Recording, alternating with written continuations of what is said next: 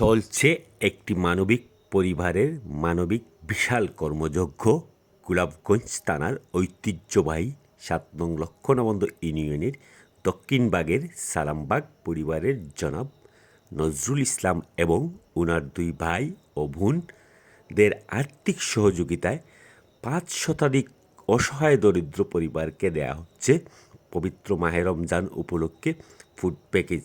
সেই প্যাকেজে বাজার মূল্য ১৫০০ টাকা।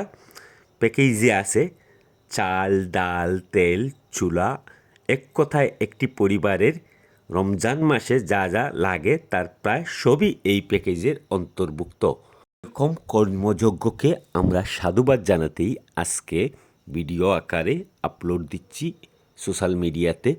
সবাই যেন এইরকম বিশাল কর্মযজ্ঞ, ভালো কাজের কর্মযজ্ঞ দেখে উৎসাহিত হয়, উদ্বুদ্ধ হয়, এই উদ্দেশ্যেই আজকের এই আপলোড।